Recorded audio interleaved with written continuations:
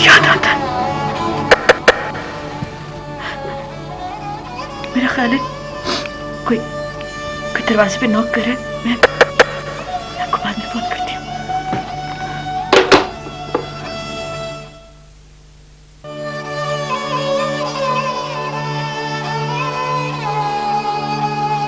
कौन?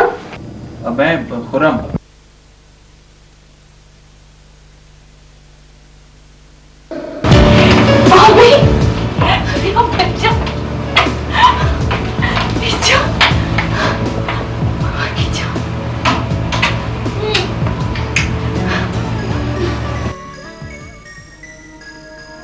भाभी, आपको स्कूल जाने के लिए कौन तैयार करता है? दादी।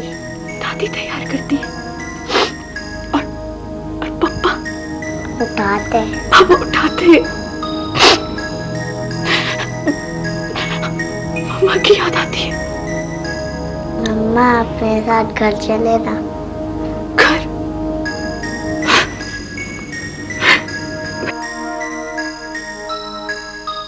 मैं कैसे घर जाऊं? कैसे जाऊं? चलो बाबा बेटा चलते हैं, आपकी मामा बाद में आ जाएंगी। चलो बेटा, पापा लेने आते होंगे। सनोबर अब हम इजाजत चाहेंगे क्योंकि मैं इसकी टीचर से थोड़ी देर के लिए इसको लेके आया था। अभी शेरी इसको लेने आ जाएगा, मैं चाहता हूँ इससे पहले इसे छोड़ दूं। चलो बेटा, मामा को अल्लाह हाफिज कहो। अल्लाह हाफिज। लाने के बाद जा। सनोबर, मैंने अपना वादा पूरा किया। खुर्रम, मेरा रोम रोम आपके एहसान तले दबता जा रहा है। एहसान कह के मुझे शर्मिंदा ना करें। मैंने आपसे कहा था ना कि मुझसे जो कुछ बन पड़ा मैं आपके लिए कर लूंगा। आओ बेटा, अच्छा।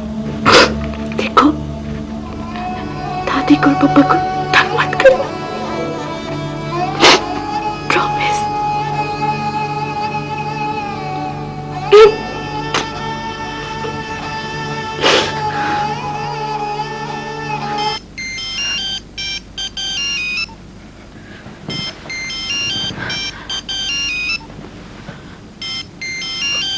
खुर्रम का फोन।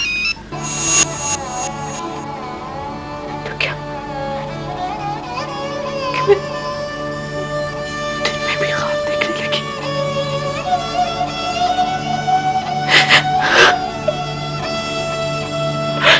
खुदा,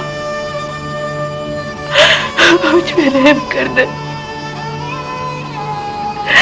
थोड़ा सा सुकून अदा कर दे मुझे मेरे नाम से मिला दे।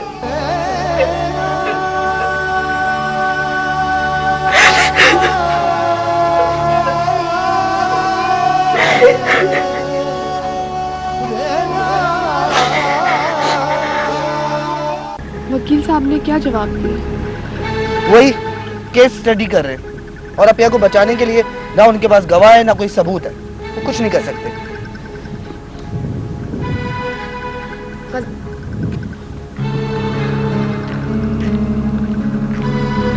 एक बात बताओ वज़ीर, क्या अपिया को कानून से कोई मदद नहीं मिल सकती? तुम्हें पता है रात को अपने बेटे को ख्वाब में देखकर किस तरह तड़प रही थी।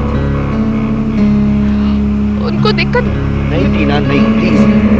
इस वक्त हमें अपने जज्बात काबू में रखकर अपिया को इस भंवर से निकालना है और संभालना है।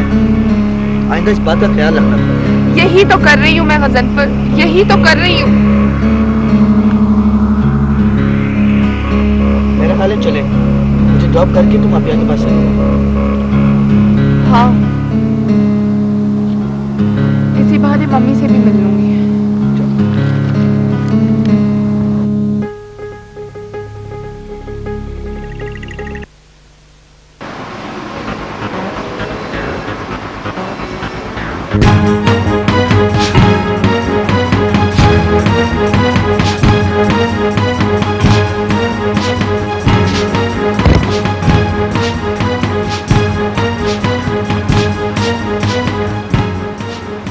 हेलो नासिर भाई।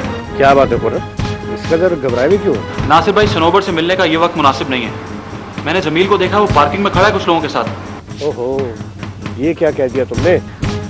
मेरे जहन में तो खतरे की घंटी बज रही है। कहीं उसे हम पर शक तो नहीं हो गया? नासिर भाई, अब है कहाँ? यार वो असल में मेरी गाड़ी खराब हो गई, मैं तुम्हें थोड़ी देर में फोन करता हूँ, ठीक है? अच्छा ठीक है, आप ऐसा करें, आप वहीं रहें, मैं आपको फोन पे सारी सिचुएशन बताऊंगा, ठीक है? उस वक्त तक नहीं आएगा जब तक मैं आपको फोन ना करूं। देखो, ख्याल रखना, किसी मुसीबत में मत फंस जाना। दोनों भाई किसी बला से कम नहीं है। आई नो, आप फिक्र ना करें। बाय।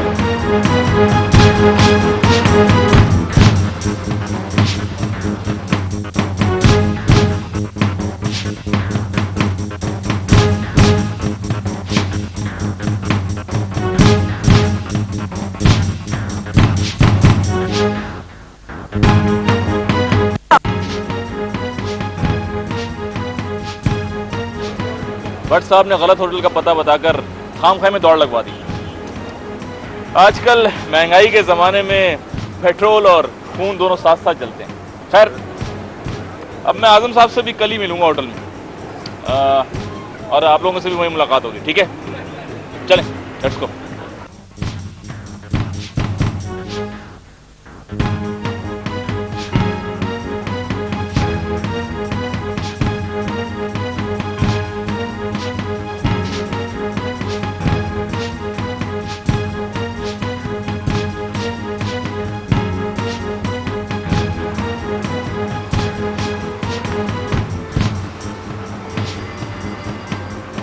हेलो नासिर भाई,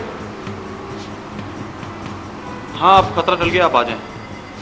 जी जी, नहीं कोई शक वक नहीं हुआ, बस आप एक काम कीजिएगा, सनोबर को ये सब कुछ ना बताइएगा, वरना आपको पता है ना वो। हाँ हाँ जी जी, आ जाएं आ जाएं।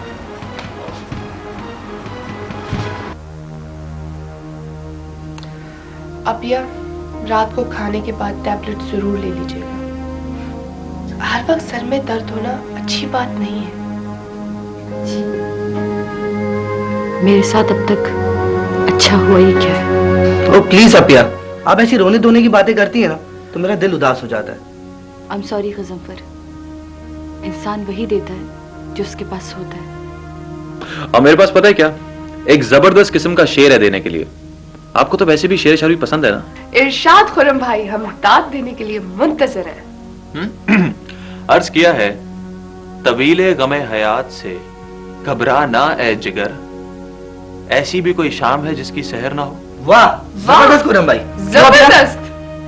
अपिया से पूछने की कोई जरूरत नहीं, वो तुमसे ज्यादा जौक रखती हैं वैसे भी। अच्छा ऐसा करते हैं, आप चलते हैं, क्योंकि मेरी भी आप ही का ना जौक और जबान कुछ खास बुरी नहीं है। चलो चलते हैं।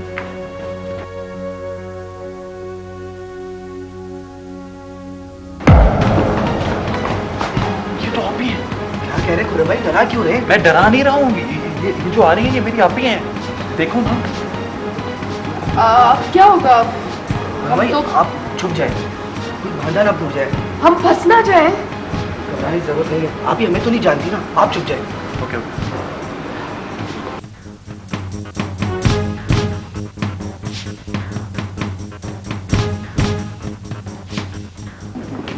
एक्सक्यूज मी,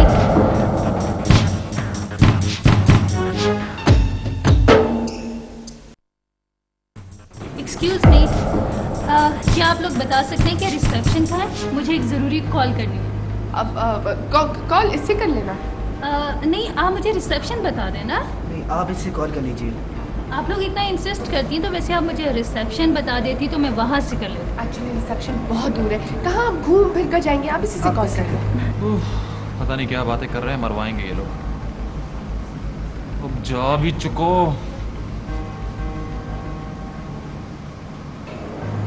हेलो, क्या मीटिंग? हर वक्त मीटिंग्स? क्या तमाशा है भाई? जब किसी सहेली से मिलने को कहो, जब किसी रिलेटिव की तरफ जाने को कहो, जब किसी डिनर के लिए कहो, तुम्हारे पास टाइम ही नहीं है। तुम्हारी कोई सोशल लाइफ नहीं है।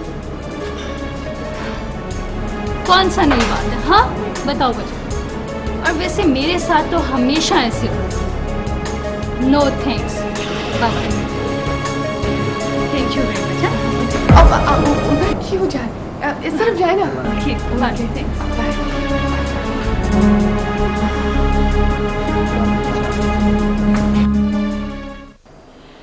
मेरी तो सोच सोच कर आधी जान हुए जा रही है कि सनोबर बेचारी को नसीब की गर्दिशों से कब निजात मिलेगी। हम कहाँ तक उसे छुपाते फिरेंगे। मुझे तो लगता है जैसे जैसे मेरी सनोबर दलदल में फंस गई। हम जितना उसको निकालने की कोशिश कर रहे हैं वो फंसती जा रही है। और वो इरम की सहेली 10 दिन के लिए वहां ठहरी है। अब वो रोजाना उससे मिलने जाया करेगी। ऐसे मामलों का वहां जाना बिल्कुल खतरे से खाली नहीं है। खुदा ना खास्ता अगर फिर खुर्रम भाई, जितना जल्दी हो सके हमें अपिया को वहां से निकालना होगा। लेकिन असल प्रॉब्लम ये है कि लेके कहाँ जाए। अरे हाँ खुर्रम, तुम ये बताओ वो तुम्हारे कंपनी वाले घर का काम कब खत्म होगा? नहीं नहीं नहीं, अब वहां भी नहीं जा सकते ना। मैं वहां काम देखने गया था तो पता लगा कि जमील साहब का एक दोस्त है जो साथ वाले घर में रहता है। जमील साहब रोज उससे मिलने आते हैं। अजीब सूरत हाल दरपेश है। एक मसला हल करो दूसरा सर उठाए खड़ा होता है। मुझे तो अपिया की फिक्र खाई जा रही है। वो बेचारी तो खुद खाना भी मंगवा के नहीं खा सकती। एक काम हो सकता है। आज मेरे जीएम कह रहे थे कि वो 1 महीने के लिए बिजनेस टूर पे जा रहे हैं। उन्होंने मुझसे कहा है कि उनके घर के लिए एक खातून चाहिए जो पेइंग गेस्ट के तौर पे रह सके। खुर्रम सोचो नहीं, ये तो अपने मतलब की बात है। फौरन फोन करो। और हाँ, एहतियात से, यहाँ सनोबर का असली नाम हरगिज ना बताना। हाँ ये ठीक कह रही हैं आप। ठीक है, मैं अभी बात कर लेता हूँ। अभी पता लग जाता है कि वो